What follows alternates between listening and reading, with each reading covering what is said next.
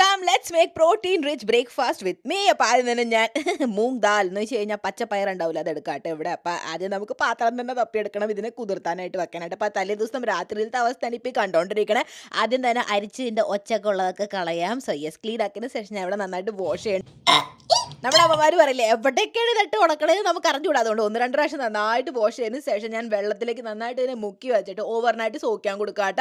അപ്പോൾ രാവിലെ ആകുമ്പോഴത്തേക്ക് ഇതുപോലെ നന്നായിട്ട് വെള്ളം നല്ലോണം അബ്സോർബ് ആയിട്ടുണ്ട് ആൻഡ് നന്നായിട്ട് കുതിർന്നിട്ടുണ്ട്. ഇനി നമുക്ക് ഇതിനെ അരയ്ക്കാൻ കൊടുക്കാം. മഹതി ഡെം പഠിച്ചുകൊണ്ട് എസ്തെറ്റിക് ആക്കാനായിട്ട് ഡയറക്റ്റ്ലി ജാറിലിടാൻ നോക്കിയതാണ്. പക്ഷേ ഫ്ലേവറിന് വേണ്ടി ഇഞ്ചിയുടെ ഒരു കഷ്ണം 2 പച്ചമുളക് ഉപ്പ് ആഡ് ചെയ്ത് കൊടുത്ത് കുറച്ച് വെള്ളം ആഡ് ചെയ്ത് കൊടുത്തു. അപ്പോൾ വെള്ളം കുറച്ചായിട്ട് ആഡ് ചെയ്യുക. എന്നാലൊരു കൺസിസ്റ്റൻസി നമുക്ക് കിട്ടണ വരെ. അപ്പോൾ ഇതുപോലത്തെ കൺസിസ്റ്റൻസി ആയിരിക്കണം കേട്ടോ. അപ്പോൾ കുറച്ച് ക്രഞ്ച് കിട്ടാനായിട്ട് ഞാൻ ഇതിലേക്ക് കുറച്ച് റവ ആഡ് ചെയ്ത് കൊടുക്കുന്നുണ്ട്. എക്സ്ട്രാ ടേസ്റ്റിന് വേണ്ടി റവേനൊന്ന് റോസ്റ്റ് ചെയ്തെടുക്കാം. ഡ്രൈ റോസ്റ്റ് ആയാലും നല്ലതാണ്. കുറച്ചും കൂടെ ടേസ്റ്റ് കൂടാനായിട്ട് ഗീ റോസ്റ്റ് ചെയ്തെടുക്കുക. ആക്ച്വലി റവ ഞാൻ ഇതിലേക്ക് ആഡ് ചെയ്യണമെന്ന് വെച്ചാൽ കുറച്ച് കാബ്സ് ആഡ് ആക്കാനായിട്ടാണ്.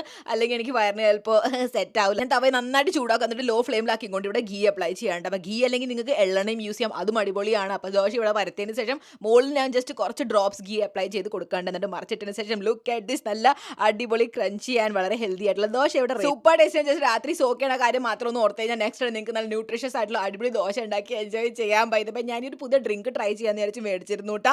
അണ്ണ കടിച്ച് പോയി. ഞാൻ ഇത്ര നേരം കഴിച്ച ദോശ ചമ്മതിയുടെ ടേസ്റ്റേ പോയിട്ട. കാരണം ബനാന ഫ്ലേവർ എന്ന് പറഞ്ഞിട്ട് ഇത് ടേസ്റ്റ് ചെയ്ത് ബബിൾ ഗം പോലെ.